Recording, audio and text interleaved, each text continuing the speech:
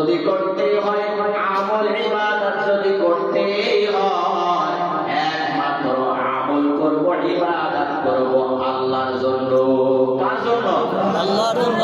আল্লাহ বলে বান্দা বান্দির দল রমজান পাইছো, তুমি কি জানো না আমার নায়েবে রাসূল যারা তোমাদের সামনে বয়ান করেছে, এই রমজান পাওয়ার পর আমার মায়ার নবী একদিন জুমার দিন এই মেহরাবে উঠতেছে, প্রথম ধাপে যখন পাও রাখছে, সিঁড়িতে পাও রাখার পর মায়ার নবী জোরে উচ্চ আওয়াজে বললেন আমিন।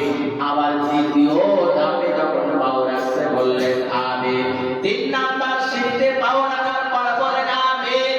সাহাবায়ে কেরামরা বললেন পয়গম্বর, এমন ঘটনা তো এতদিন পর্যন্ত আমরা দেখি না, আমরা তো কোনোদিন শুনি না, আজকে আপনি পাও রাখার সাথে সাথে বললেন আমিন। ও পয়গম্বর, কেন আপনি এই পাও রাখার পরে আমিন বললেন?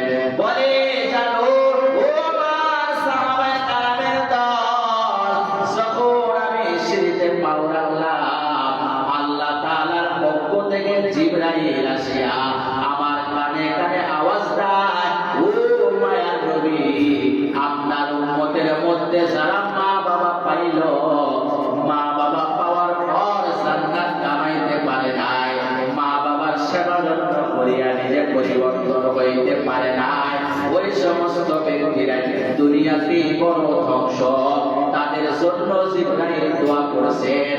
আমি পয়গম্বর হইয়া জিবরাইলের দোয়ার সাথে বললাম আমিন। সাহাবায়ে কেরাম বলেন যে আল্লাহ রহমতের মাস আপনার জন্য বড় দিয়েছে, আপনার আগে কোন নবীদেরকে এত গুরুত্বপূর্ণ মাস দেয় নাই। আপনি তো বড় রহমতওয়ালা নবী, আপনার মতো রহমতওয়ালা নবী কেউ নাই, আপনি তো বড় মায়ার নবী। এই রহমতের মাসে যারা পাইল, রহমতের মাস পাওয়ার পর আপনার আদরের উম্মতেরা যারা নিজেদের জীবনটা পরিবর্তন করতে পারে নাই, নিজেদের জীবন থেকে গুনাহগুলো ছাড়তে পারে নাই, নিজেদের জীবনটা পরিবর্তন করিয়া সংশোধন করতে পারে নাই, আমার আল্লাহর পক্ষ থেকে ফেরেশতারা আসিয়া বলে, ও রহমতের নবী, আপনার ওই সমস্ত উম্মতেরাই বড় হতভাগা, বড় ধ্বংস। আমি রহমতের নবী হইয়া ফেরেশতার দুয়ার